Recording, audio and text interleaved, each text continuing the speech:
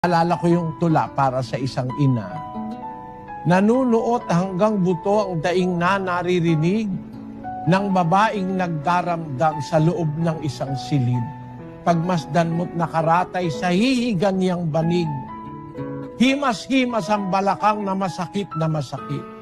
Sinasarili ang hirap, kinakaya ang hinagpis. At talagang nakahandang ang buhay man ay mapatid. Paano'y isang inang buong pusong nagtitiis dahilan sa kanyang anak na isisilang sa daigdig. Nariyan ang ina natin, isang inang walang humpay sa pagtingit, pag-aaruga sa anak na minamahal. Naghirap sa panganganak noong tayo ay iluwal. Nagtiis ng pagpupuyat upang tayo'y mabuhay lang. Ngunit tayo nang lumaki, magkaisip at dumangal. Pighati pa ang sa ati, lagi